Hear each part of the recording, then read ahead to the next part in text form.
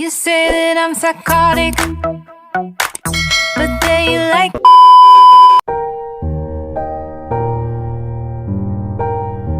Setelah sholat subuh Indria langsung memasak, sebenarnya dagingnya masih ada tapi hanya sisa setengah kilo. Kali ini Indria masak dengan sukacita, dia ingin membuat suaminya itu berhenti merendahkan lagi. Akan aku buktikan, jika aku memiliki nilai bukan hanya dari kecantikan semata. Suatu saat kamu akan mengakuinya meski belum melihat wajah aku, batin Indria. Dengan sepenuh hati dia memasak, sebelum menyajikan tidak lupa dia menyisihkan untuk Zahra. Selesai memasak Indria langsung mandi dan bersiap-siap berangkat kerja. Saat menuruni tangga dia bisa melihat jelas bagaimana ekspresi Yongki yang tampak happy makan masakannya. Mas Yongki, rasanya aku ingin sekali mengambil cermin agar kamu bisa melihat wajahmu sendiri yang begitu senang makan masakanku, batin Indria menahan tawa. Indria tidak menyapa, langsung duduk dan ikut makan. Begitu juga dengan Yongki yang fokus makan. Setelah keduanya selesai, Indria baru berani membuka mulut. Mas Yongki, aku kan juga kerja jadi tidak punya waktu untuk membersihkan rumah. Boleh nggak kalau aku mencari satu saja pembantu rumah tangga? Pinta Indria. Baca novel di taman saja ada waktu, balas Yongki. Aku juga butuh hiburan, Mas. Baiklah, tapi hanya untuk beres-beres rumah saja, soal masak tetap kamu yang mengerjakan. Enak sekali jadi istri maunya mager terus, jawab Yongki ketus. Indria tersenyum senang, walau jawaban suaminya tidak mengenakan di kuping, setidaknya dia ke depannya tidak akan terlalu capek. Selesai makan, Indria membawa piring kotor ke dapur dan mencucinya. Sedangkan Yongki hanya duduk bersantai sambil makan pisang. Mas Yongki tidak berangkat kerja? Tanya Indria. Aku ini bos, mau berangkat kapan suka-suka aku, jawab Yongki.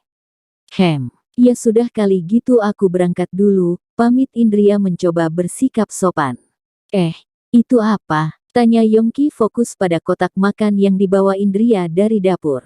Oh, ini nasi dan lauk untuk Zahra, jawab Indria. Letakkan. Aku tahu itu untuk Firman kan?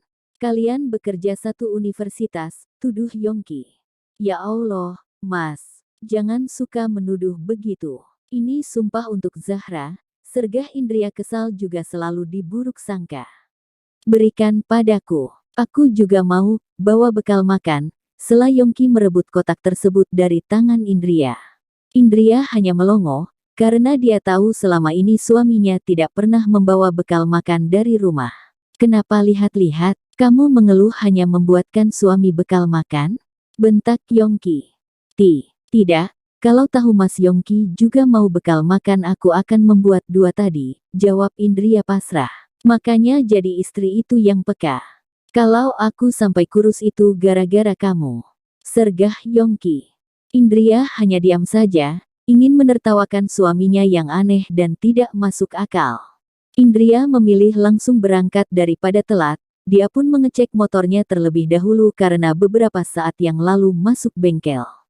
Aku rindu sekali padamu, untung saja tidak rusak parah jadi masih bisa diperbaiki seperti semula, kata Indria pada motor matiknya. Di pertengahan jalan, Indria mampir ke Pertamina untuk mengisi bahan bakar. Walau masih pagi tetap saja antri cukup panjang. Tiba-tiba saja tidak jauh dari sana ada sebuah mobil mewah. Sang pemilik mobil sengaja mendekatkan dan hampir saja menyentuh motor miliknya. Bisa nyetir tidak sih? Bentak pemilik mobil itu. Indria menoleh, rupanya adalah Sinta alias kekasih suaminya. Maaf, tapi sepertinya yang harus hati-hati adalah kamu. Sudah jelas dari tadi aku diam di sini dan jalur mobil ada di sebelah sana. Tegur Indria tegas tapi elegan. Iya, Mbak. Jalur mobil di sana. Timpal salah satu pengendara motor yang lain. Dasar OKB, baru punya mobil begitu saja sudah sombong.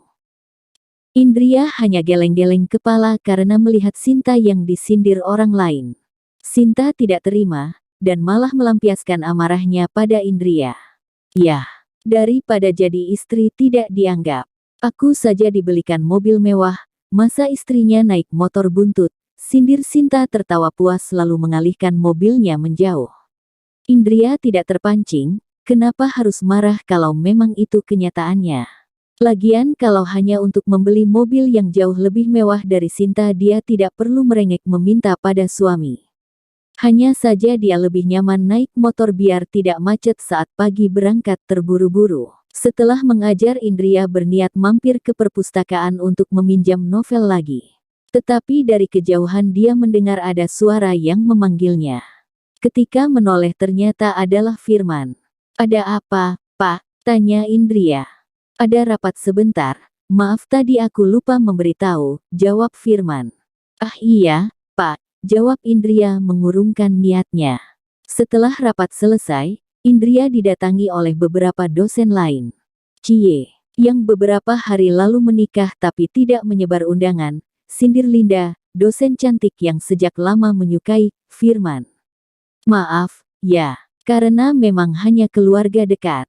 Acara juga kecil-kecilan," jawab Indria malu. "Kalau gitu kenalkan pada kami dong, ya sekalian traktir makan malam gitu sebagai ganti dan hanya kita-kita saja," timpal Wahyu, dosen seusia Firman yang kocak tapi baik hati. "Tapi daripada makan di restoran, aku lebih suka makan masakan Indria deh," ujar Linda. "Iya, masakan Indria enak. Aku diundang juga dong," bujuk Rahma yang paling tua di antara mereka. Indria tidak enak menolak, karena mereka selama ini sudah cukup membantu Indria selama berinteraksi kerja di sini.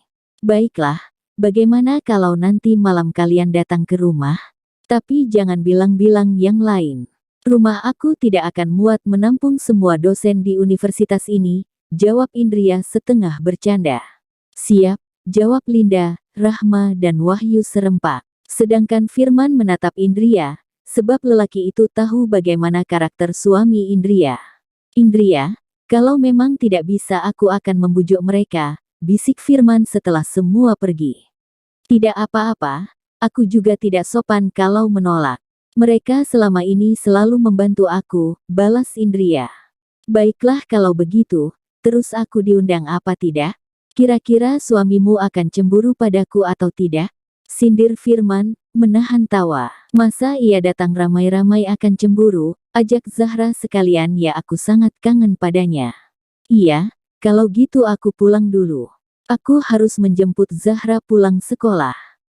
Indria tidak jadi ke perpustakaan, dia memilih ke market membeli bahan masakan yang enak. Walau sederhana dia ingin membuat senior kerjanya merasa puas. "Kira-kira Mas Yongki marah tidak ya?" batin Indria. Kebetulan pada saat itu ada pesan dari uminya yang akan datang berkunjung nanti malam. "Ah, syukurlah.